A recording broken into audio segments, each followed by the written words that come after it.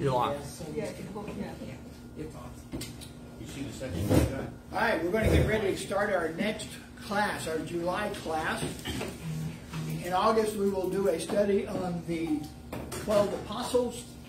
And depending upon how much I can find, we may add Paul and Timothy and Titus into that group just to talk about what happened to all those guys after the Bible closed. We don't know what happened to most of them as far as the Bible is concerned. So we're going to use a lot of church history, and we will look at those people just as maybe in the summer with sort of a light study as opposed to some of this heavy stuff we've done in June and July. I enjoyed the canon study. I hope you all got something out of that. We're going to start today looking at, basically I've entitled it A History of Denominations. Some of my handouts will simply be a history of the independent Christian church because that's where we're going to end up. But we're going to start with looking at Christianity as a whole. How did it come about? How did we get all these churches we have? And then we'll talk some next week about what are some of the major differences between the different denominational groups. We're not going to go into a whole lot of heavy-duty study as far as those things are concerned, just hit the highlights of what makes us different from the Baptists. Why are the Methodists different from the Brethren Church and all that kind of stuff. We'll hit those, and then we'll end this study by looking at the independent Christian church, which Central Christian is a part of, looking at the history of that movement and what they believe, where they came from, and how they divided, and what the different groups of that is. Ready? Let's pray. God, thank you for today. Thank you for being with us this afternoon. I pray, Father, that you let your Spirit guide this class, this discussion, as we talk about your church, as we talk about how it's changed through the years, and, Father, for good or bad, and how we might be the kind of people you call us to be. Thank you for being with us today. We ask your blessings upon us in Jesus' name. Amen. Amen. If you're watching this online and would like to get the handout, you can contact Central Christian Church, and I'll be happy to send you, email the copies of those to you so you can have them for yourself. We're going to begin today by taking a test. The paper you've got on the top, which is entitled Introduction to Denominations, is really going to be a short little quiz that we're going to do together. Just to give us a little bit of background, a little information, open our minds a little bit on what is it we're going to be doing for the next couple of days. Was there a church in the Old Testament? No. Jewish. Tabernacle? Synagogue.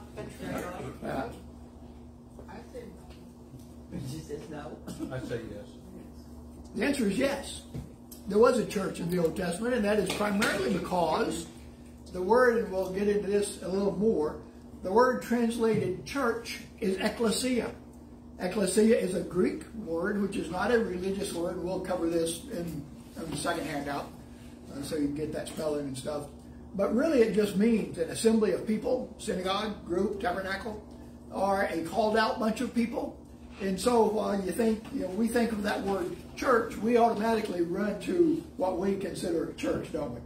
But that isn't the way that word is used in the Bible. And remember when we studied the canon, we talked about the Septuagint. What is the Septuagint? Somebody remember, what was the Septuagint? Jewish translation of the Old Testament. Yes, it's the translation into Greek of the Hebrew Old Testament. I know you did. And they did that, and so the Greek Old Testament uses the same Greek words as in the New Testament. Isn't that amazing? Mm-hmm. So when we look at that word ecclesia, which is usually translated church in the New Testament, that word is also used in the Old Testament to refer to primarily the children of Israel. There are assemblies. Well, I've given you a couple of passages. There's one in Acts chapter 7, verse 37 and following. This is Stephen's defense in the book of Acts. He says, "This is the Moses who told the Israelites, God will raise up for you a prophet like me from your own people. He was in the assembly in the wilderness." That word translated assembly there in Acts chapter 7 is the word ecclesia. And the word we normally translate church. But it's the same idea. It's an assembly of people. So when we talk about church, hello Jay, come on in and grab a seat. Hey Jay. We got one over here. You're just in time to take this test. So you got to hand that there. You're in trouble now. Now, do you got both of them? Yes. Bob, you got both? Oh, there's two handouts. Right here, there's two. Yes. There's the introduction, Okay. and then there's the introduction to church. Is that yours?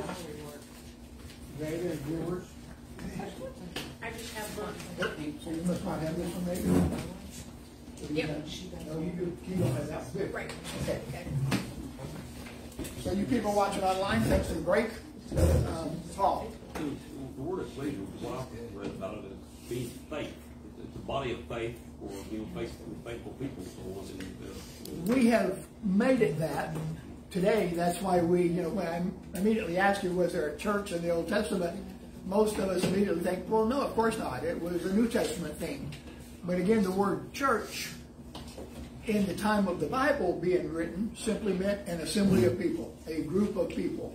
It could be anything. Paul will refer to the people in one of the towns he's in the book of Acts as the assembly of the community, which was the ecclesia of the community. And so it doesn't necessarily mean religious faith people. That's the way we use it. But just so we understand that there was, in fact, an assembly, a called out people of God in the Old Testament as well. There's another passage there in 2 Corinthians. Paul talks about here, do not be yoked together with unbelievers. And what do the righteous and unrighteous have in common? Or what fellowship can light have with darkness? What harmony is there between Christ and Belial? Or what does a believer have in common with an unbeliever? What agreement is there between the temple of God and idols? Paul is drawing the distinction between God's people and non-God people. And he says, for we are the temple of the living God. As God said, I will live with them and walk among them. I will be their God and they will be my people. Therefore, come out from among them and be separate. That idea of coming out from among them is the called out people of God. So God calls his people, whether the Israelites, which Paul is quoting, or as he's using that quotation to refer to the church as the called out people of God. But it is not a religious word, at least as far as the Old Testament was concerned. So who established the church in the New Testament? Christ did. Jesus did. And we know that from Matthew chapter 16, and you've got that passage there. Jesus says, I tell you, you are Peter, and on this rock I will build my church, and the gates of Hades shall not prevail against it. So Jesus says he will build his church. He begins building his church. He dies for his church. We will see in the New Testament, he purchases the church with his blood. And so the church belongs to Jesus. We can talk about all the denominations we're going to talk about. They're not ours. If they belong to us, they're not God's church. All right? We need to remember that. If people claim that this is our church, we made it, we created it, we started it, if we own it, well, you got a real problem, because Jesus says the church is his.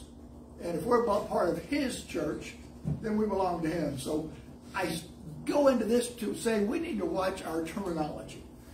Just the way we talk, just the things we refer to things as. That's why I try my best. I don't always make it, but I encourage you to do the same thing. Don't tell people you go to church. Don't say I go to church on Sunday. You are the church, right? This building is not the church. But as we use that terminology, we start making people think, well, the church is the building. And when I'm not at the building, I'm not at the church. Well, you really are. You are the church of Jesus Christ, wherever you are, whatever you're doing, because that's what church means. We are the called out people of God.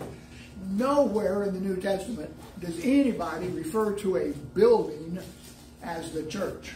It's just not there. Then how do they say that? We go to a symbol. I go to a building where the church assembles. I never heard that. Yes. I know you haven't, but that's why I'm trying to say we need to change our terminology some to help people understand, even us. We don't go to the church. I go to assemble with the church. I go to assemble with the brethren. I go to assemble with other Christian people. I gather with other people on Sunday morning. How about with my church family? I go with my church family. That's a good way to say it as well. So when we say we're a member of the Central Christian Church. Yes. We're a member of that church, but that's not the building. That is correct. That's this assembly of people. That's this called out group that happens to meet in this building. And I think part of our struggle with Christianity is we've moved it out of us to this organizational structure, and it's this building. And that's why when churches start, and there's nothing wrong with owning church buildings, but you won't find one in the New Testament. If we're going to do things the way the New Testament does things or did things, they didn't have church buildings back then, as far as the New Testament church was concerned. Now, the ancient Jews did. They built their synagogues. They had separate places of worship. And so I think we can use that example to say there's nothing wrong with having a church building. But we need to be careful that we don't get into the habit of calling this building the church. And so we go to church. I have to go to church today, as though, boy, what a chore that is. You know, we are the church. We assemble with the church. We gather with other Christian people. And I think we would help ourselves through the week if we would view ourselves every day as the church. We're always in the church. It's not something special when you go to the building. We are in the church. Christ built his church. I think a good example of the church is yesterday when we found out about Teresa's accident. Absolutely. You know, prayers went out. Yeah. She knew it. Yeah.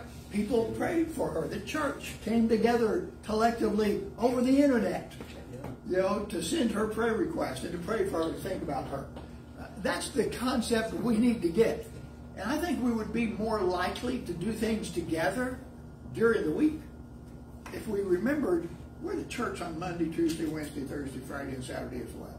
You don't have to be in this building to be the church. We are the church. So Christ established his church. When do most of us accept the fact that the church in the New Testament was established?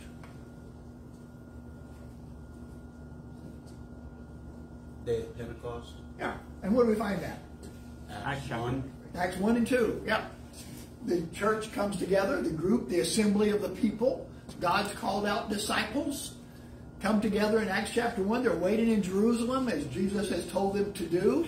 Waiting on the Holy Spirit to come. The Holy Spirit comes. And in Acts chapter 2, Peter gets up and preaches what we consider to be the first gospel sermon. And the church as a whole, collectively, really strengthens and grows tremendously on that day and goes from there. It probably isn't quite correct to say the church began there in Acts chapter 2 in Pentecost, even though that's the date we attribute to it. But really, there were those called out followers of Jesus already there, weren't When they? he first started. Yeah, they were still there. They were already there. They're in place. They just branch out and bring everybody in with them in Acts chapter 2. But that's usually the date people give as far as the church's establishments there in Acts chapter 2. What date was that approximately? 33. Yeah, 30, 33, somewhere around there. And again, depending upon who you read, the dates sort of float 2 or 3 or 4 years one way or the other. Normally, 33 AD is the date we accept for that. Who adds people to his church? God does. God adds people to the church. We don't add people to the church. We may baptize people like we did Jay, and because we participate in that, but God adds people to his church. Acts chapter 2, verse 47, and the Lord added to their number daily those who were being saved. God adds us to his church. Man doesn't do that. We may have all kinds of rules on what you need to be a member of Central Christian Church, just because we are a separate entity as far as our congregation is concerned. But you don't have to be a member of Central Christian Church to be a member of God's church. But God adds us to the church, Paul. I've read a thing that said that after the big Christians out there, that they considered them to be a Jewish sect. Oh, absolutely. They, Yeah. You know, they were not a separate church. They did that for several years, and then, of course, at the point in time, if you're a Christian, you got killed. Yeah, and Paul's correct. Paul's comment was, a lot of the readings you'll find that the early society considered Christianity just a different part of Judaism. It was just like the Pharisees or the Sadducees or the Essenes or the Zealots or whoever. Christianity was simply another part of the Jewish people. Why do you think that was? Because Jesus was a Jew. Jesus was a Jew, yes. He was preaching to the Jews. He's preaching to the Jews, and that's really primarily what the apostles are doing, isn't it? Yeah. Paul will say in Romans 1, he's not ashamed of the gospel, which is the power of God unto salvation, to the Jews first, but also to the Greeks, also to the Gentiles. So the early group of Christians were Jewish. That's predominantly who they were. No. So when you say who asks people to church God, so what's the difference when Jesus wants to send us out to go and spread the gospel to, I guess, create Christians, you know, for them to start believing? I mean, to me, once you become a Christian, then aren't you a people of the church? Yes, absolutely. But then that is, so if they accepted Jesus, so how are they not bringing them to the church? Is what I'm trying to say. You may entice them, you may encourage them. Jesus will say in Matthew chapter 28, all authority has been given to me on heaven and on earth. Go therefore and make disciples of all nations. Mm-hmm. God isn't doing that anymore. God no longer makes disciples. God wants us to go make disciples. Right. He wants you and me and everybody else go teach people. Go tell people about Jesus. When you do that and they accept it, Jesus will say, go make disciples, then baptize them in the name of the Father and Son and the Holy Spirit, and teach them everything I've commanded you to teach them. When we do that and those people accept Jesus as their Savior, He adds them to the church. We invite them. We hold the evangelistic meetings. We're the missionaries. We go share the gospel, but we're not adding them to the church. We may be inviting them to join the church. We're inviting them to accept Jesus. We're trying to make them disciples of Jesus, but God still adds them to the church. And we may leave here from Central, for instance, and go to who knows where to be missionaries and tell people about Jesus. When they accept Jesus as their Savior, they don't become members of Central Christian Church. They become members of God's universal church, right? Yeah. So, yeah, that's a good distinction. We go teach, we invite, we sow the seed, as the parable says, but God acts. God's the one that knows their hearts. He's the one that knows if they've really accepted Him or not. So He adds them to His church. God gives them the Holy Spirit. God gives them the Holy Spirit. That When is the Holy correct. Spirit enters you, now you're part of. That is correct. That's one of the signs that Paul says that's the seal, that's the guarantee that you're a child of God and that God's promises are faithful. He gives us His Holy Spirit. So if you're a child of God, you've got the Holy Spirit. Period. Let's strangle by it. You're a messenger. We are a messenger. That is correct.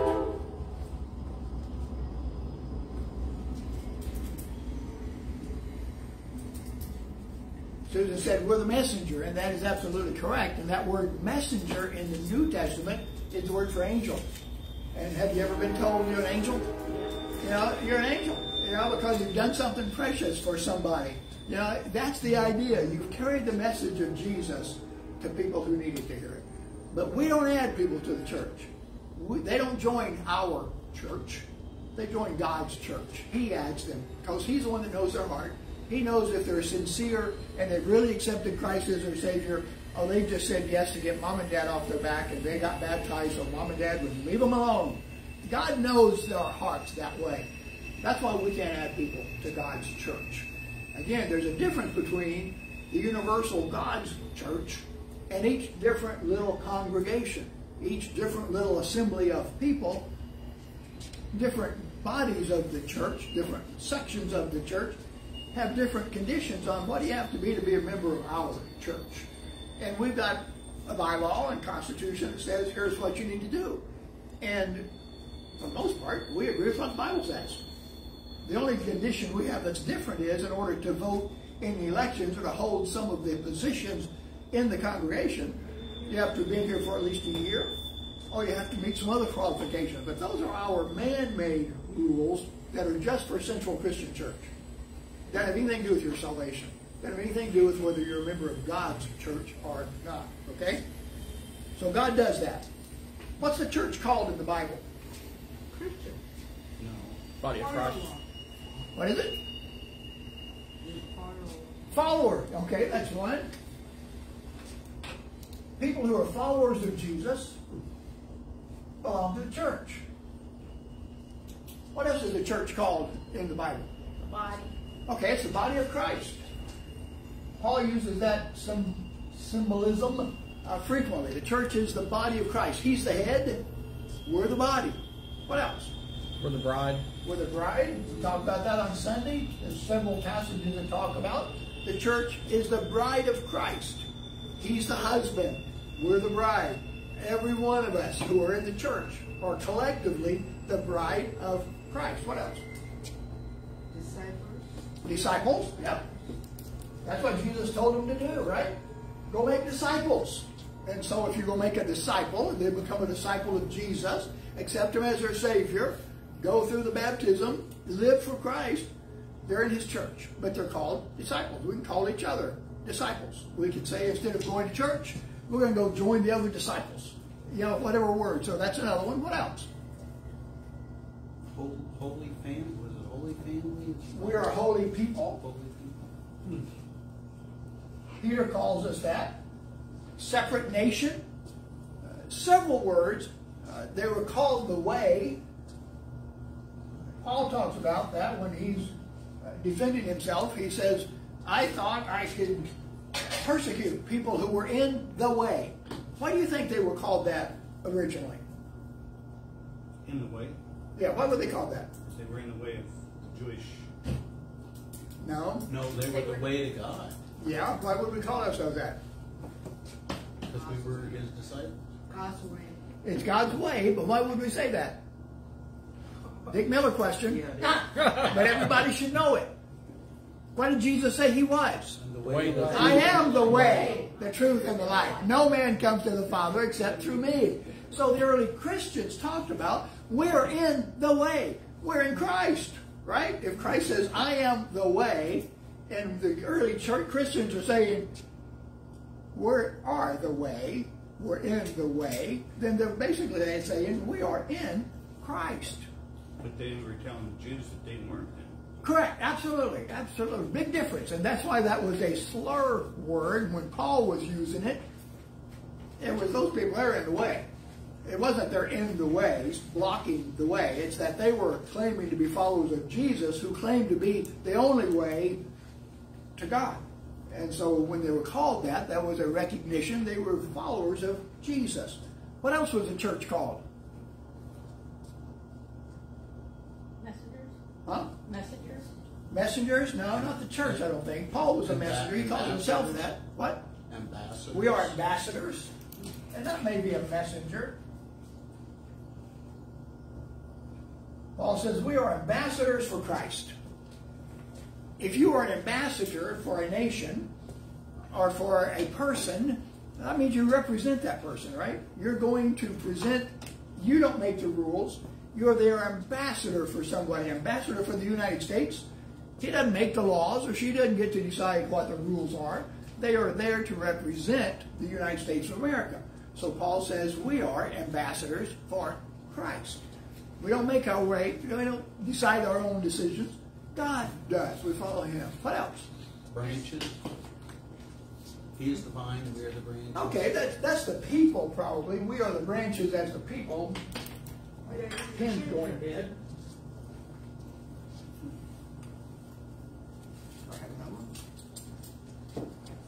This probably don't show up very good, so I'll try it. I think that's my other one. I've got some. Yeah, Jesus says, I'm the vine, you're the branches. We're tied into him. That's where we get our strength from. That's where we get our sustenance from. That's what keeps us going. Christ is there. We are in him. Anything else you can think of? What was the church called? Yeah, he's the children. We're the children of God. Yeah, we're the children of God. A word we use all the time. It's in the name of this group that we belong to. Christians. Christians, right? That was later, that wasn't Yes, but they're called that in the New Testament. in the New Testament. They're called that. They're called Christians, first in Antioch. That, again, most people think was probably a slur word. Probably somehow, you're one of those Christians. You know, it wasn't something that was a compliment. It wasn't something that was an honor to the people who didn't believe in Jesus. It was a slur word to mean. What's Christian mean? Christ follower. Yeah, it means Christ follower.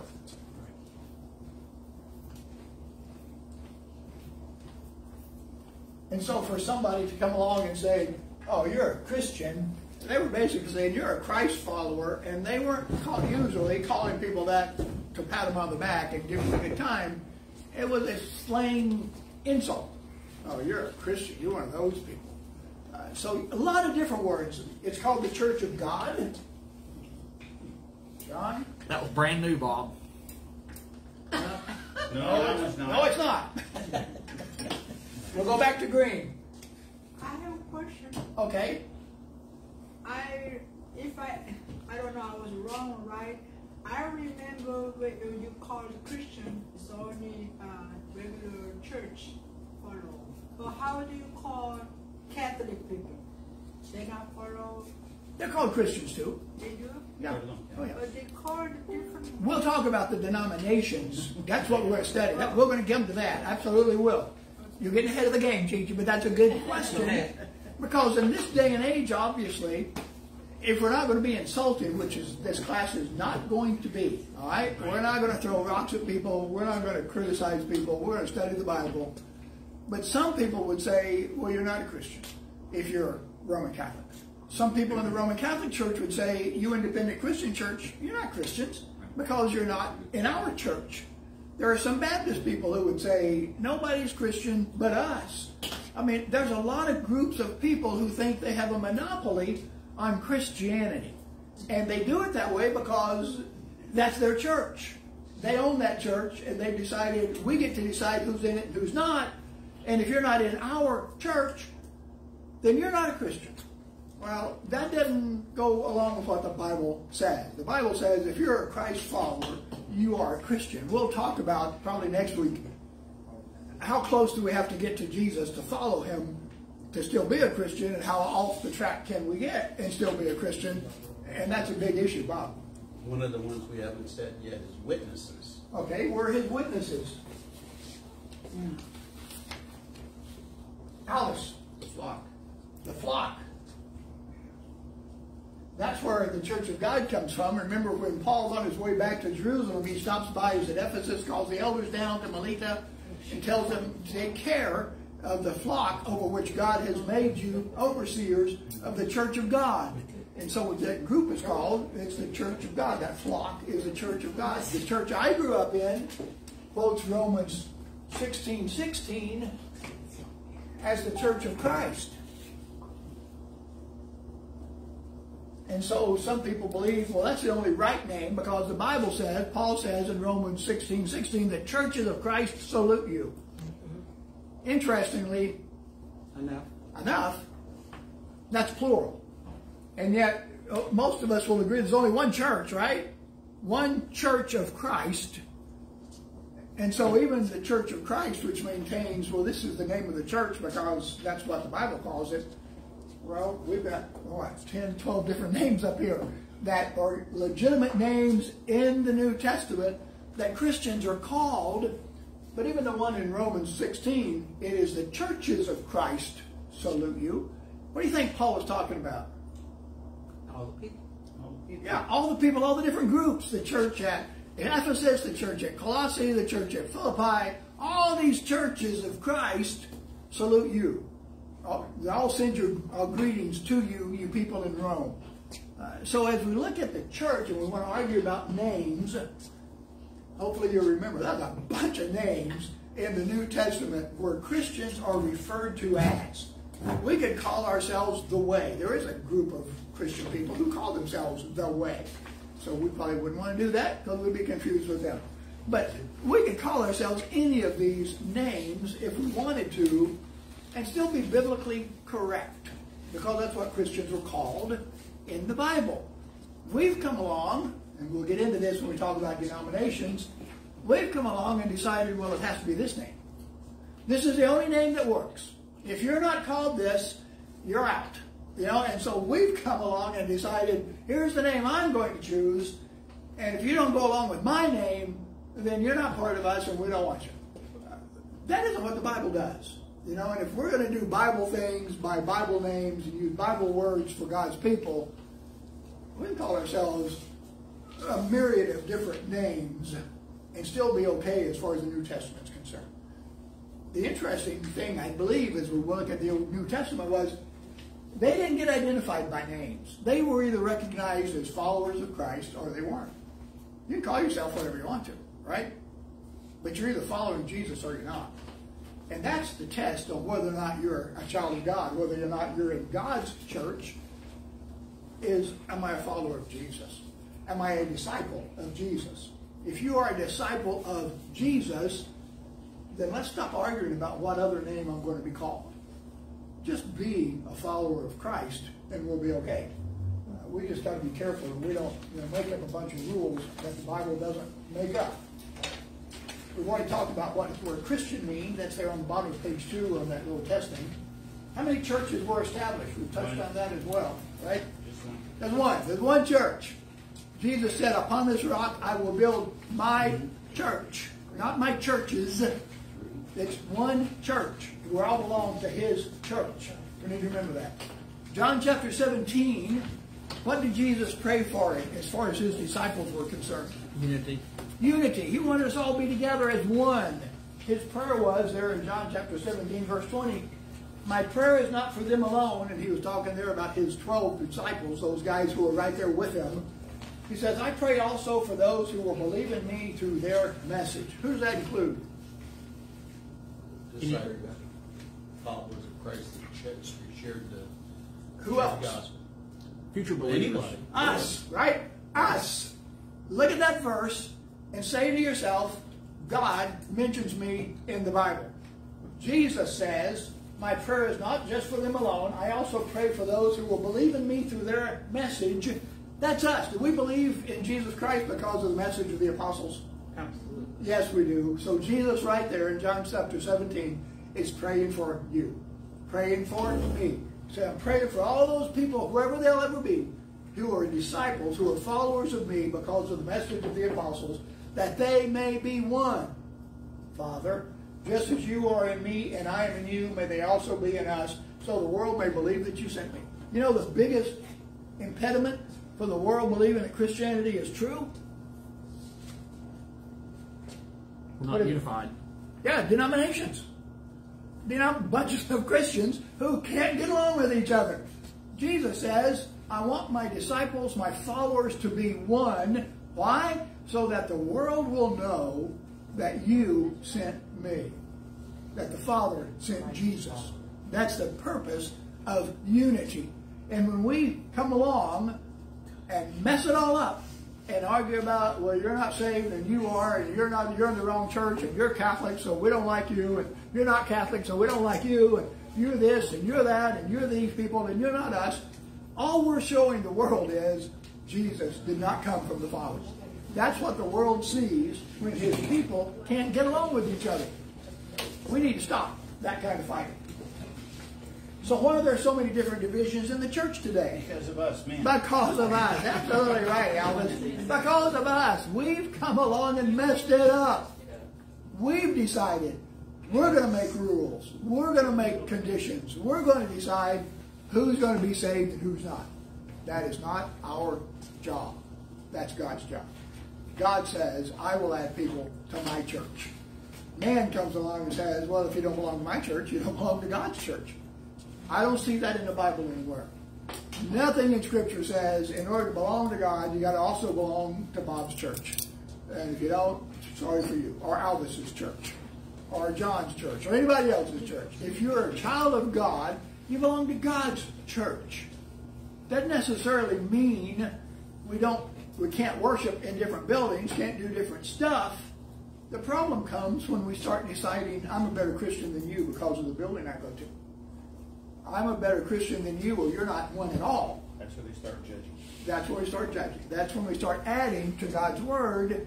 And all these denominations have come in, and most of them teach that. If you're not with us, you're out. And man's come along and messed it all up. Last statement on this little quiz. Says it's customary in many theologies to construct a restricted definition of what constitutes a local church. Sometimes several conditions, such as the proper observation of the sacraments, the presence of duly established clergy, a formal government, and ministry to all ages are given before a group can be called a church. What might be the motive for constructing such added conditions? Control. Control's one. Alice says money. Yeah. Power. We can come up all kinds of answers. You could say man. the church is an absolute confirmation of the existence of Satan. That is exactly correct. Satan comes along and messes it all up for us, doesn't he? We come along and we follow his leading and come up with all these other rules. Before we think it's all our fault, Yeah. we've Yeah. got some help. Satan's the one that moves us along, but he can't do it without us. We've got to say yes to him. We've got to go along with him. We've got to allow him to build our ego up and make us think, I'm better than the other guy across the road. You know, my church is more right than his church, and so you got to belong to our church. And we've got all these rules that you got to follow, and if you don't follow our rules, then you're not in the church.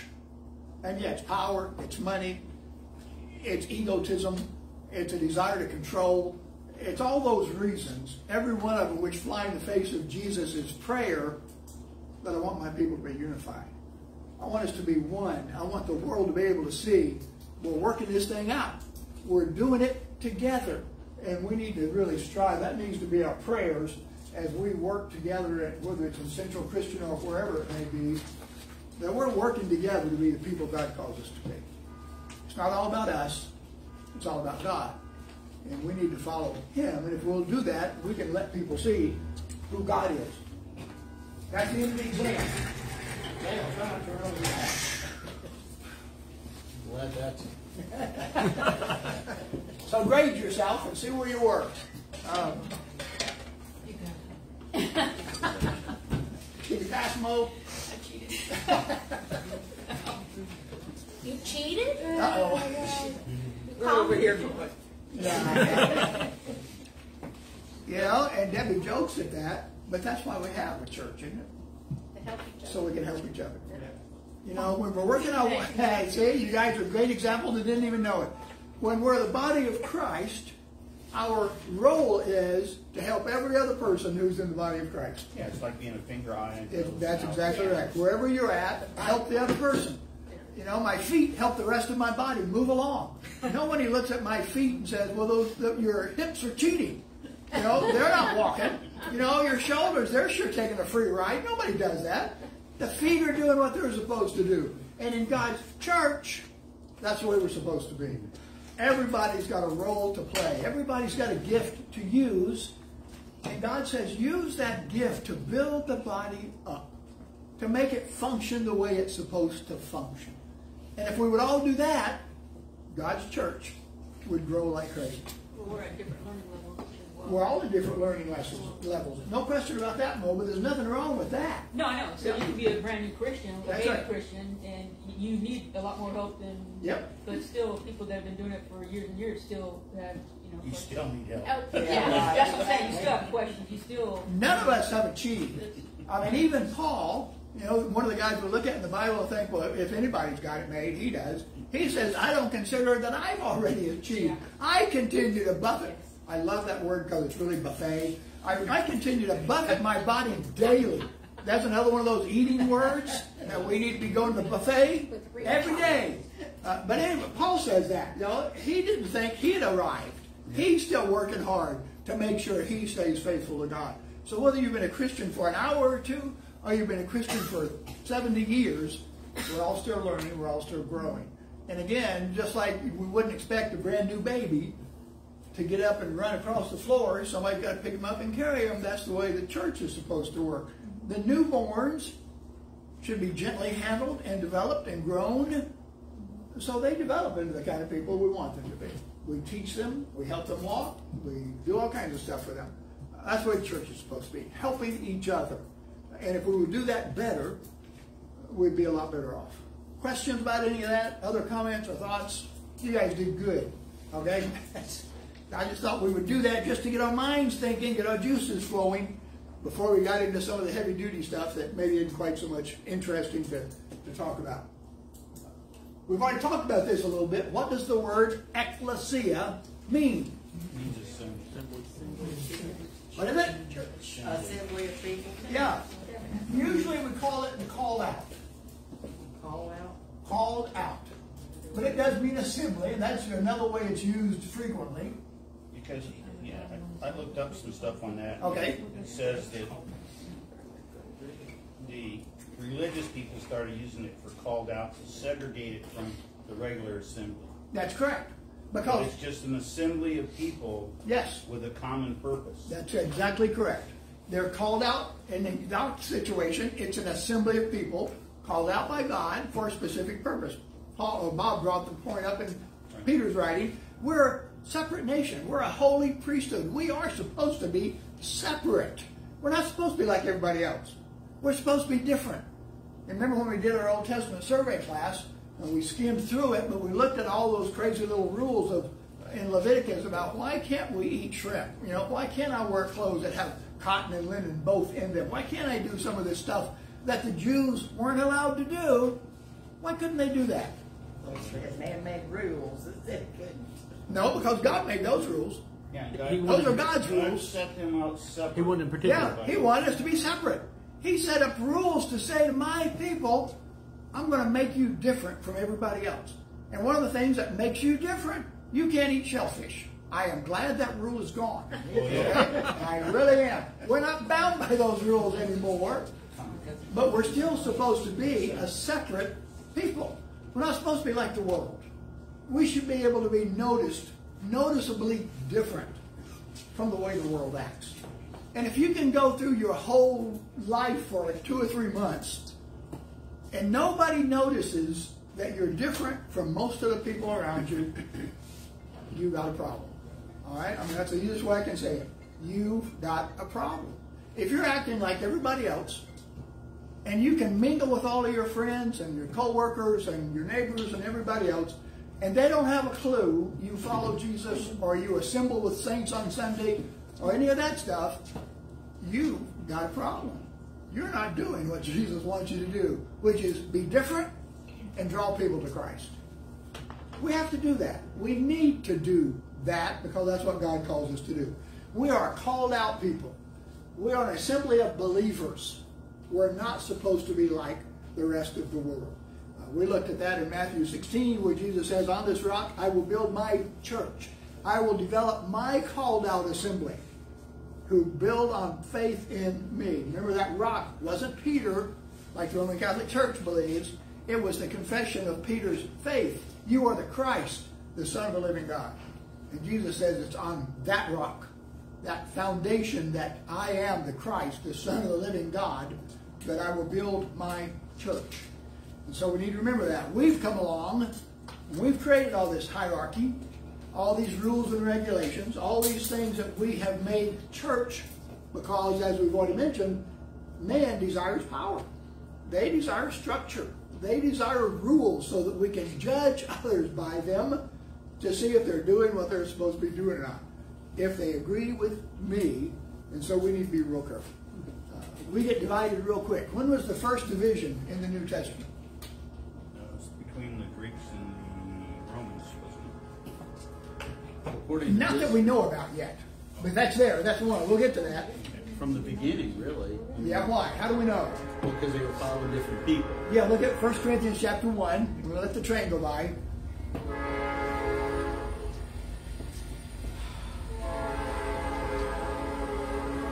I tried to make it easy by giving you the verses that we're talking about. So if you read beyond the blanks, you can find the answers most of the time.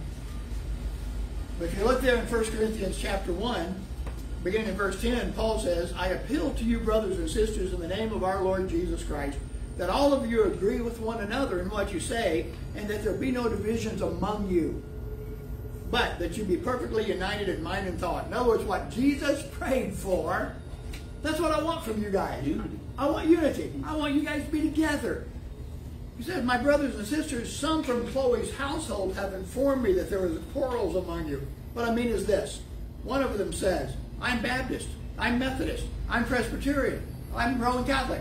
Right? Isn't that really what he's saying? I follow Paul, I follow Apollos, I follow Cephas, another I follow Christ.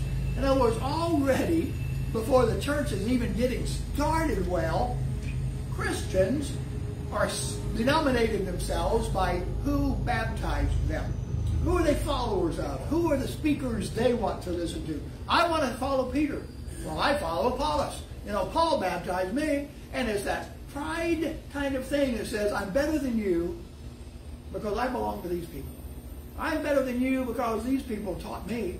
You guys don't know as much as I do because I belong to that guy. Right here, 1 Corinthians chapter 1, first listing of denominations in the New Testament church. Right here, early church already dividing themselves out on who they follow. It's just staggering. Shouldn't make us feel horrible that we still have that today. They had it then, and Paul and Peter and all those guys are still alive. You know, they've still got these guys who are leading them, and they're still already making divisions. Early divisions, Aldous has already mentioned this. 1 Corinthians 1 is where we see that first denominations. I probably should have said listed instead of started. It obviously started before that because Paul's referencing it as having done. Early divisions in the church, Aldous has already given us one, was the Judaizers. Judaizers, as Aldous said, are people who came along and said they were Jews, who said if you're going to be a follower of Christ, you've got to keep the old commandments. You've got to keep the law of Moses. Because to them, Christianity was just another group of Jews. Just like Paul's already said. That's the way everybody viewed the church to begin with. And so the Jews come along and say, fine that you're being a Christ follower, but that's not good enough. You've not only got to be a Christ follower, you've got to keep following Moses. You've got to do all the stuff we've had to do for all these years. It's almost like a guy who's been working somewhere for 20 years, and they hire some new kid right out of college making just as much money as that guy that's been there for 20 years. His first thought is, that's not fair. I had to jump through all these hoops. I had to do all this stuff. I had to go through all these sacrifices. I had to kill all these animals. I had to wear all these dumb clothes. I had to do all this travel to Jerusalem and that. How come these people don't have to? And they were all upset. And so the Jews came along everywhere Paul went. We see in the book of Acts. Every community he goes to, there's a group of Judaizers coming along right behind him, saying, it's good that you're a Christian, but now you got to be Jewish too. You got to keep the law of Moses. And in Acts chapter 15, if you remember, when the church in Antioch, which was a Gentile church, probably one of the first that had a lot of Gentiles in it, that struggle's there. Who are we going to let be in our church? Just Jews or everybody?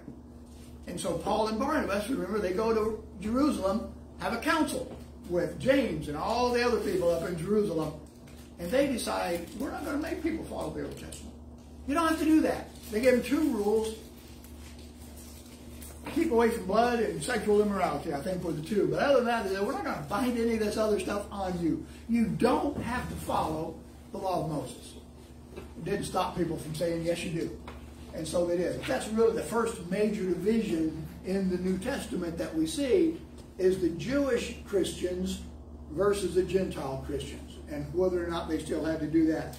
What's the next one that's probably the biggest argument in the New Testament as far as divisions are concerned?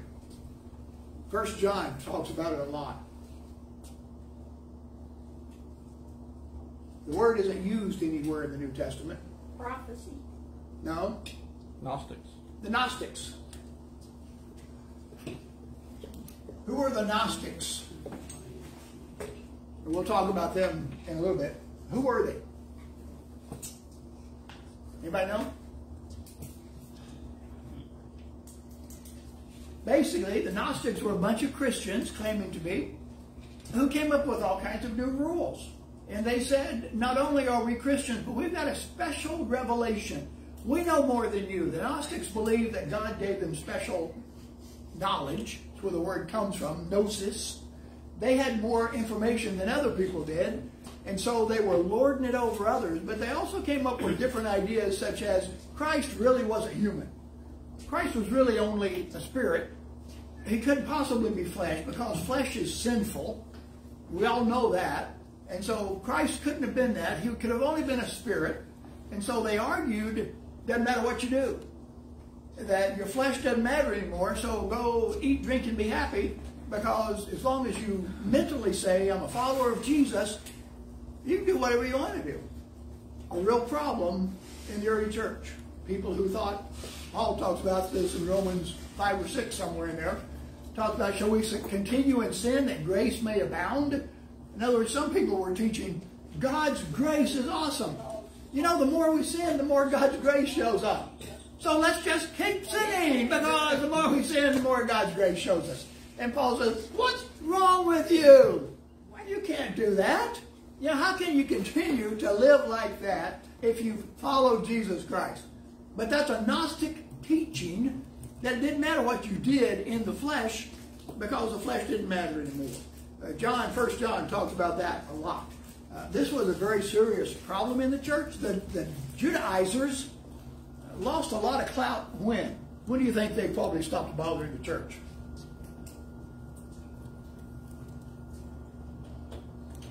When the Romans started persecuting the church. Before that, Before that. when Rome destroyed Jerusalem, and there were no Jews left. Right. You know, Rome comes in 70 AD and again in 135 AD and just wipes out Jerusalem. In 70 AD, they wipe out Jerusalem, level the temple, kill a bunch of the people. Josephus, in his historical writing, says there were so many people killed at once that blood flowed through the street the level of horses' bridles. Now, whether that's an exaggeration or not, they sort of think it was, but the idea was that's a lot of dead people. That's a lot of people getting chopped up by swords and axes and stuff. There are so many Jews being killed in Jerusalem by Rome because they'd had it. They've had all they were going to take from the Jews, and they just went in there and killed them off and wiped it out. Destroyed the temple, destroyed the city. The Jews lost their power. They kept messing around, wouldn't shut up. Another army comes in about 60 years later and does it all over again. No big city there anymore, but wipes out a bunch of the other Jews. And really after that, there were no Judaizers left because there was no Jewish people left to be organized to hurt the church. Paul? I was showing last night about the scrolls and so on that talk about when that happened, they killed 100,000 in Jerusalem. Well, I'm willing to bet they probably killed more than that. But it was a whole bunch of people. It wasn't just Jerusalem. Obviously, it was the Jews, all of Judea. They just came in with the Roman legions and just decimated them.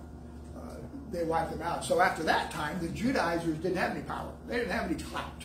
And so they didn't have much to go on with. But the Gnostics, they hang around for quite a while. In fact, into the 4th century, a Gnostic believer almost became the Bishop of Rome. And probably would have really had a lot of power, a lot of influence in the church, had he managed to get that position, because that was a pretty powerful position at that time. One of the first early departures, and again it goes back to why do men make up all these rules and have all these add-on stuff, was who's going to rule the church? Who's going to run the church? After the apostles all died, they're all gone. Now it's up to somebody else to come along and decide, who's going to be the boss here? Who's going to have the clout? Who's going to have the power? So one of the first things we see, the early departures in the church, was the role of a bishop versus the role of elders. And if you know anything about church history, you know where we're going with this. The early church, within the first probably 250 to 400 AD, they start making up powerful men in the church who become bishops in the community. One guy rules the church. There may be 10 elders under him, but they don't have any power.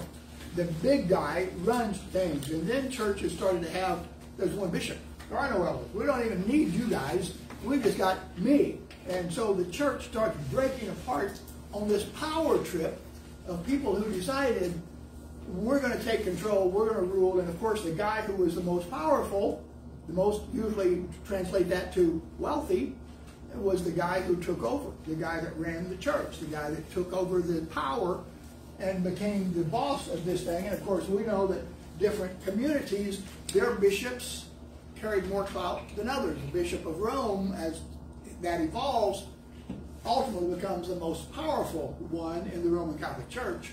But even before the Roman Catholic Church is a formal structure, the bishop at Rome has a lot of power. The bishop at Antioch has a lot of power. The bishop at Constantinople has a lot of power. Several other places, Alexandria, the bishop there had a lot of power. And so as the church is growing after about 150 AD to about 400 AD, these men are coming in trying to take over the church, take over the community, take over the power and clout. And they, of course, are then deciding who's a Christian and who's not. And if you disagree with me, not only could I tell you to get out of the church, I could have the church enforcers execute you. And a whole bunch of Christians are being killed by other Christians. In fact, for the longest time, teaching. So they made the name bishop. They select as a bishop. Yes. Okay. They- The elders, we are people older than older believers. That's where the leaders in the church. Yeah. Yes. The bishops are different. The bishop is different. The bishop started taking his own power. You know, the early church, Paul and Timothy goes back when Paul does his first missionary journey. We read there in the book of Acts, after they went through a bunch of cities establishing churches, assemblies of people, they went back through every city, it says, and appointed elders in all the communities they went through. So eldership is a biblical practice in congregations. Now, it seems pretty clear to me that in this day and age, in the biblical day and age, there was one church for each community. The church at Philippi. There wasn't a church at Fifth Avenue in Philippi, and another one in Joe Street in Philippi, and another one, Market Street in Philippi. There is one church in Philippi. So when Paul writes to the church, to the Philippians, he didn't write to one little group of people. He's writing to all the Christians who are in the church in Philippi. But as time goes by, Paul appoints elders in these cities. Those men would control, shepherd, that's the word that's used for it. It's a shepherd, like you take care of sheep. You're not out there dictating. You're not out there carrying clout. You're not the boss of anybody. You're somebody who's there to protect people. You're there to make sure the flock is well maintained. But as time goes by, one or two of those guys starts thinking, well, I'm more powerful than you. I'm more educated than you. I'm more wealthy than you. So we don't need you on the bishop or elder board anymore. I'm going to be the bishop. I'm going to be the boss. And so they took over power. And that's where the church started really falling apart, is when the church decided we're going to have all these power maniacs who are going to take over things and run the church for us. That continues along fairly quickly. And we think about it, and I don't know how much church history any of you have in here. The church goes crazy within the first 300 or 400 years. I mean, you can see it already in 1 Corinthians. There's already problems within the church, picking who they're going to follow and who they're going to act like we're better than you are. It goes downhill from there.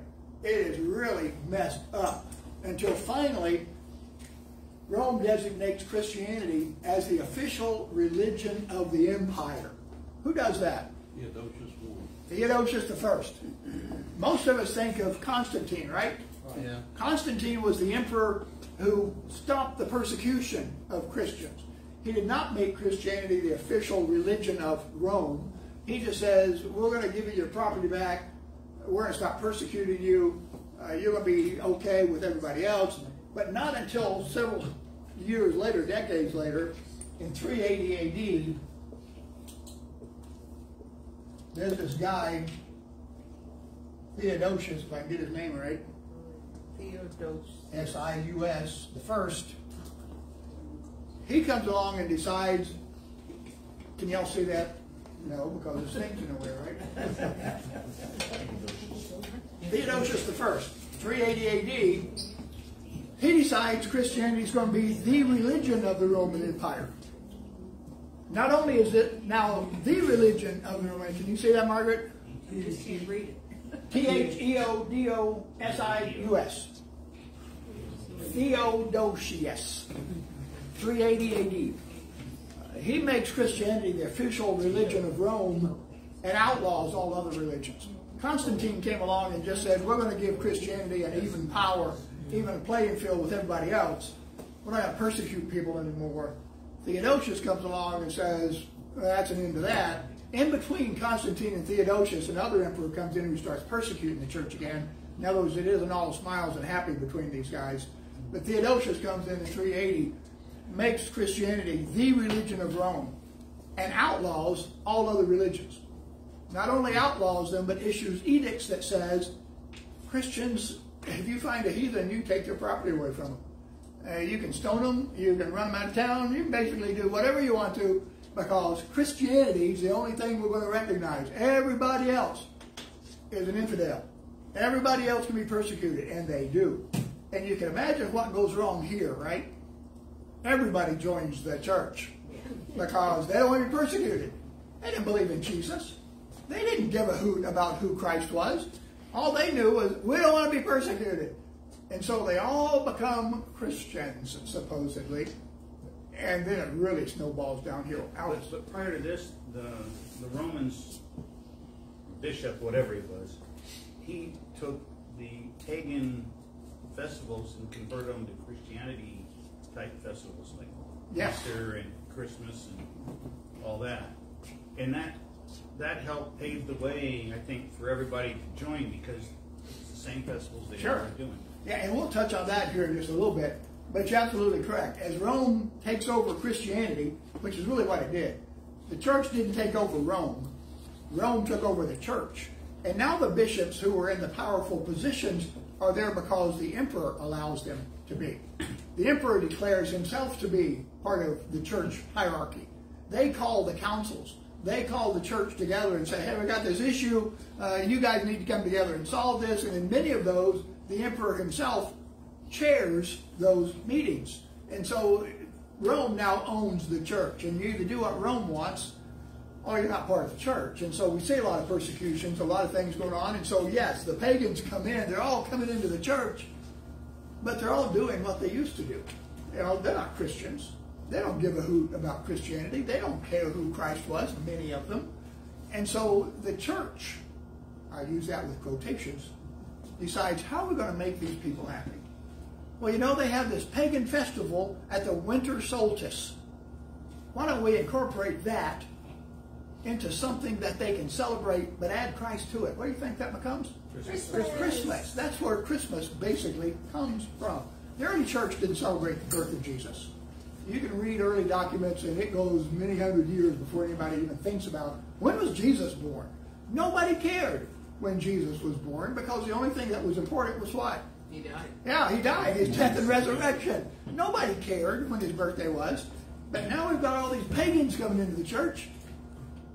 How are we going to keep them happy? How are you going to keep them down on the farm? Well, let's make that pagan festival a Christian festival and do all the same stuff. And so they did. And that's where a lot of our Christian holidays come from. We bring the pagans into the church, and to keep them happy, we just change their pagan festivals to Christian festivals. I love Christmas, all right? I am in no way saying, let's not celebrate Christmas. I have nothing wrong with celebrating Christmas. We want to celebrate Christmas as the birth of Christ. The angels celebrated the birth of Christ. The shepherds celebrated the birth of Christ. The Magi celebrated the birth of Christ. I don't see anything wrong with us celebrating the birth of Christ, as long as we understand God doesn't dictate that we have to celebrate the birth of Christ. That's a man-made decision. It's okay to do it, but it didn't come because anybody knew when Christ was born. Doesn't this sound like what happened to Israel over and over again? Absolutely. They got taken over. They got enamored by the culture that they were living in. Yep. You know, the Samaritans. Yep. You know, exactly what happens. Every time. They start, as we talked about yesterday, they don't want to be married to God anymore. We're going to go run around somebody else. We're going to chase this guy. We're going to chase this girl. We're going to do all these other things. We want to worship this idol. We want to worship that one. We don't care what God's doing anymore. We're going to do our own thing. And we're going to learn in Exodus that in less than 40 years, you know, they built a false god. And, yeah. You know, in fact, they're still in the desert. You know, not very hard, just waiting at Mount Sinai when they're out there building a calf. So, you know, humanity has a hard time following God. I don't care. We're impatient. We're not only impatient, we're power maniacs. We want to make the rules. We don't want to do things God's way. And so we keep making up new rules and new rules and new rules so that we can lord over others. So that I can look at other people and say, you're not as good as I am. You know, we used to have a saying in the church I grew up in, you know, if you go to church on Sunday, you get a bronze star. You go to church on Sunday night, you get a silver star. You come on Wednesday, you get the gold star. And it was all based on how many times do you come to the church building. You can be a hedonistic jerk for the rest of the week. And I'm being extremely oversimplifying this, okay? Please understand that. But we were more concerned with how many times are you at the building. And that was a measure of your Christianity. Do you show up when the doors are open? I showed up every time the doors were open. Because my mom and dad were there. You made you feel guilty if you didn't. You were made to feel guilty if you didn't. I can remember sermons just like it was yesterday. Being in church on Sunday night, because bless my mom and dad, wonderful Christian people, taught me everything I know, and I'm extremely thankful for them. We were at church on Sunday night, and many times the preacher would say, you know, we're the faithful. You know, if these other people were as good as us, they'd be here too. And that was their measure of Christianity was, will you come to the building when everybody else is there now? Nothing wrong with that. I love gathering. We're doing our best here at Central to get more and more activities, so we're doing things together. But it is not a measure of your faith and trust in Jesus whether you do 5 things in the church or 7 things in the church or 1 thing in the church. That isn't the test of your Christianity. And so we, again, need to be careful. We're not making up rules that the Bible doesn't make up rules for. And we need to give people freedom just like the Bible does. Paul. Yeah, we're also not reaching people. I think I told you before, down in Miami, Florida, there's a lot of animals being killed because voodoos and other yes. So we're killing animals, sacrificing animals. Well, if you think about it, you mentioned several times that there are fewer and fewer percentage-wise people in America going to church. And we think we're horrible, and that is horrible. But if you'll stop a minute, for the last 40 or 50 years, we have imported with our arms wide open people from every culture under the sky who do not bring Christianity with them. They bring their voodoos, their santerias, their Buddhism, their Hinduism, their Muslim, whatever they want to bring. So there aren't as many of us, percentage-wise, who are Christians in America either. But that isn't something to moan and groan about. It's something for us to realize we're not doing a very good job of making disciples know. We're not going out and telling people about Christ because now we live in this pluralistic world and we're told, even by our highest leaders, doesn't matter what you believe, just as long as you're sincere. Doesn't matter if you're this or this or that. You people who are Christians, you have no more favored position in this nation as the atheist who couldn't care less if there's a God or not. And so Christianity is being pushed to the background. But guess what? It was being done in the first century. It's being pushed to the background, right? Read the book of Acts. Everywhere that Paul went, the Judaizers and the Jews who weren't Christians followed him. They stoned him to death once. They did all kinds of things to Paul. Don't think we're living in a time that's never happened before. The church started as an extremely minority group of people who were persecuted by everybody. And it grew like wildfire. But that's why we're getting foreign missionaries to the United States now. Yes, there are probably more missionaries coming to America now to teach Christianity than there are leaving America to go to other nations. Because we've become such a pagan, ungodly nation that there's a lot of Christians here who aren't doing anything. And so somebody needs to come in here and teach the lost who Jesus says we should be doing that, right? The Churches here opportunity should there. be doing that. The opportunity is there to go out with a bigger opportunity to bring more people in. Absolutely right. What does Jesus say? The field is ripe. The harvest is... It's plentiful. We just need some workers, some harvesters to go out there and do the job. But yeah, the fact that there are fewer Christians in America means there's more people we can go teach. You know, it's a great opportunity, Paul. They do, Richard. We were in Salt Lake City, Mormons, so when they were saying their growth was not in the United States, their growth was in the South. That's correct. And Christianity's growth is in different parts of the world as well. It's not in America anymore. It's other nations in the world that are growing very strongly with Christianity. But as we watch stuff go on, and part of that, again, is the church's fault. Because we're so concerned about fighting each other, we don't have time to go out and save anybody else. I want to make sure the Baptists don't grow faster than I do. You know, or that church down the road doesn't have a bigger, fancier building than I do. And we're more worried about that than we are, let's go tell people about Jesus. But that's what, in 380, really that was the death knell as far as organized Christianity was concerned. When Rome said, you're now the official church, everybody who isn't in this church is going to be persecuted, your property can be confiscated, in fact you can be killed, everybody joins the church. And so the strength of the church, the faithfulness of the church goes down to the bottom because there are so many people coming into the name of the church who aren't Christians. And that's the way it goes from there. But why would the Romans were against Christianity At first. Right, I know. Yes. So why would they, what made them change? Christianity grew so fast. And it was a unifying cohesiveness through the Roman Empire. And Constantine, when he comes in 312 AD and has his vision and sees a cross and says, fight under me, he fights under that sign, and he believes that was a sign from God that he was going to win his victory. And so that's why he stops persecuting the church. And when it stops persecution, the church grows even greater, because now they can do all kinds of things, come out in the open, do everything. So Christianity is growing all through the Roman Empire. And so Theodosius, who becomes a Christian, sees that if we can make Christianity, which is doing awesome stuff, up until it gets all messed up, which of course it does pretty quickly, but even before Rome takes it over, it's a strong bunch of faithful people. And the emperor sees, if we get everybody acting like them, we can fight off the Huns. We can fight off the barbarians. We can fight off all these other people. So let's make everybody Christian. That was the idea. Just to try to unify the empire by making everybody Christian. Which you and I know, you can't make anybody believe anything. And it just weakened the strength of the church.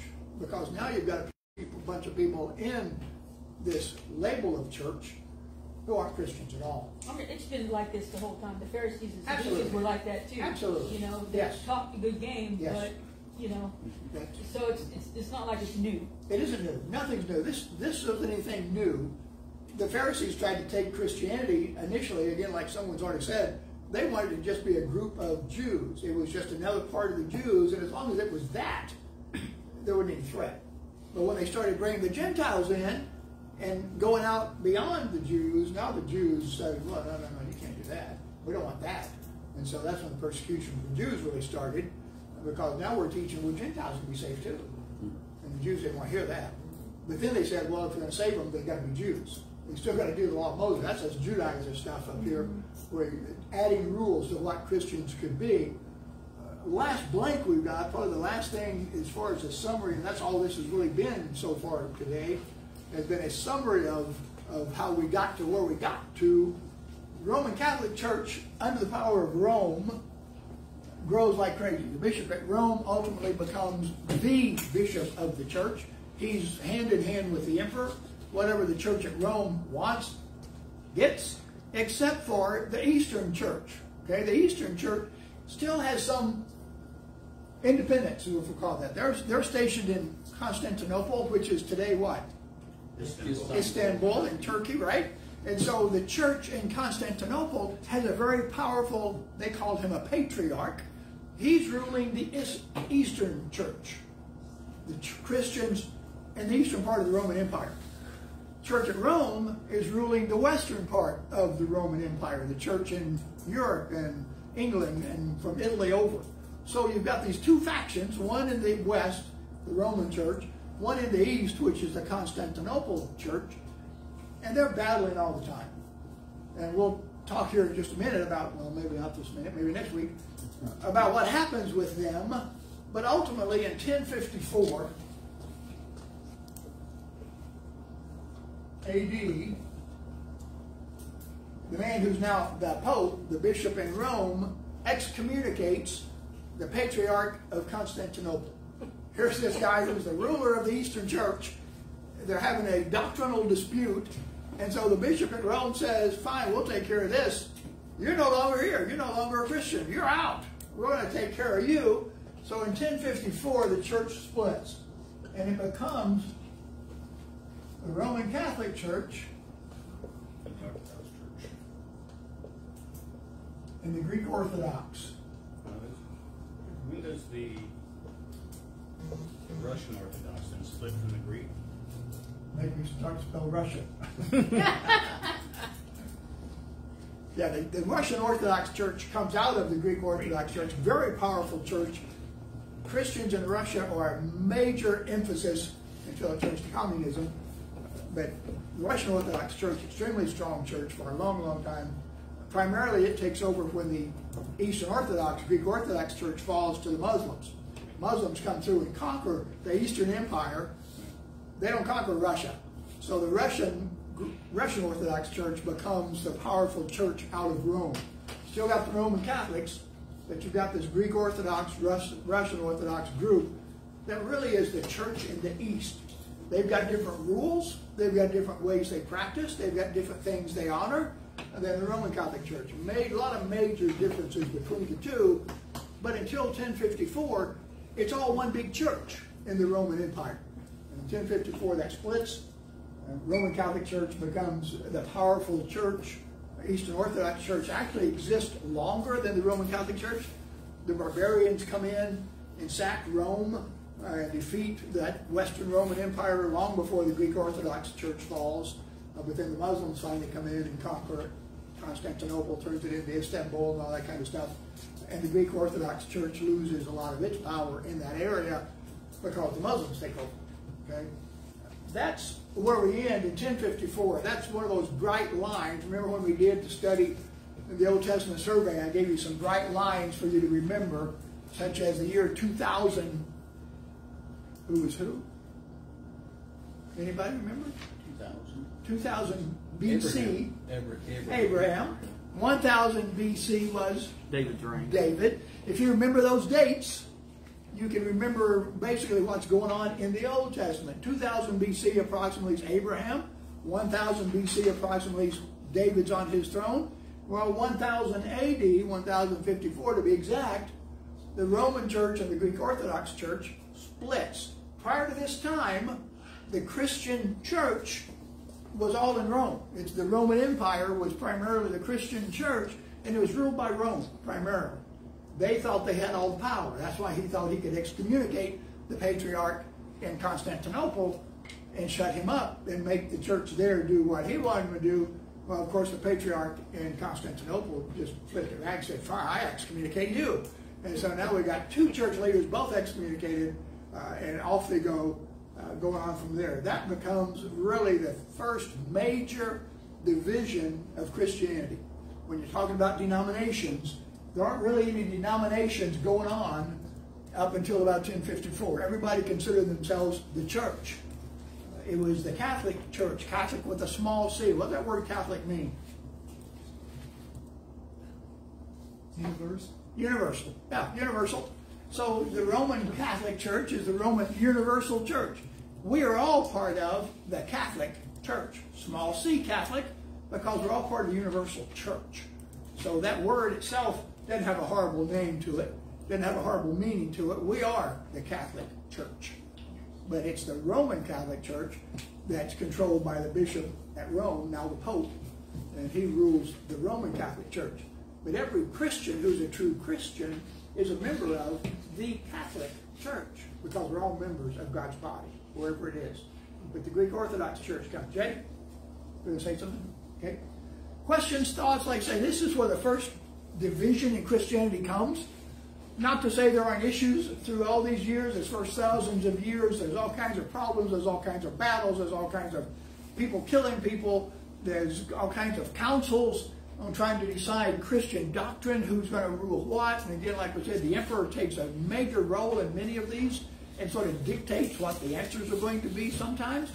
And because he controls Rome, and the bishop at Rome's his right-hand man, so he has a lot of clout too, but they have all these councils that come together trying to settle issues, and we'll look at those next week as we look at what happens after 1054. Where do all these different groups that we talk about today that we all know about, where do they come from? And we're going to look at, even before 1054, what were some of these major divisions within the church, although they all consider themselves part of the church.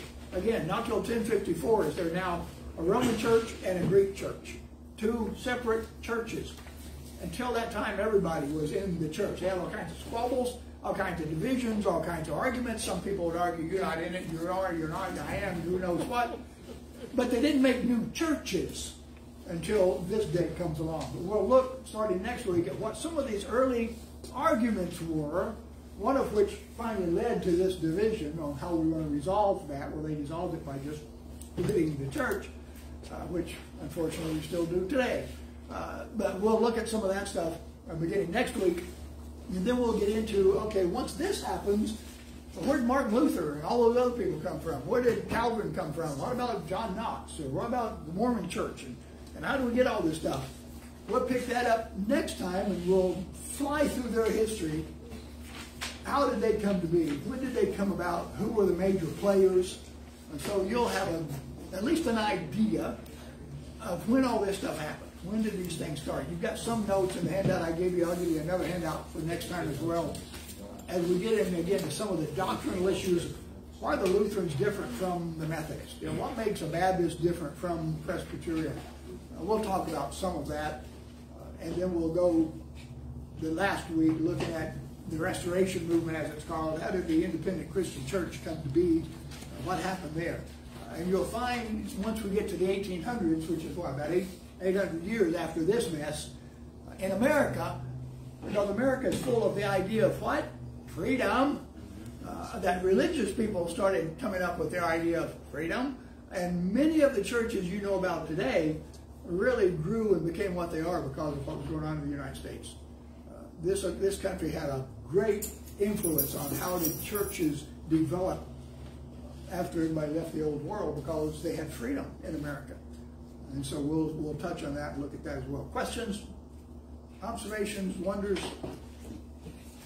Sounds like the mafia dons learned how to run crime from the early church leaders. You're absolutely right, Don. The church, as they develop their power, you know, the rule is, and we've said it before, you've heard it before, power corrupts. Absolute power corrupts absolutely. That's what we see in the church. And if we're not careful, we see that today. You get a little congregation where one guy runs it all. He owns the church. You do what I say or you're out. Same problem, no different from what's going on in the Roman Catholic Church. One guy lays out the rules and you do it my way or else. It's not limited to them. That's a problem with humanity across the board, because we want power and the ability to just control people. See it in the government. And they see it in the government. The government's doing the same thing. So yeah, the mafia does the same thing. They've got the boss guys, and they lay out what the rules are, and either do it our way or you get a cement shoe. Yeah. Let's pray and we'll call it quits. God, thank you for this afternoon. Thank you for giving us this information. Thank you for preserving history so we can learn what's happened in your church. And God, our prayer is that we would be your people. And we would learn to live the way you want us to live and stop acting like people, but to act more like peculiar people, separate people, the way you call us to be. Help us to be light instead of darkness. Thank you for being with us. In Jesus' name, amen. Thank you all. Bob, Isn't it? something you see a lot of.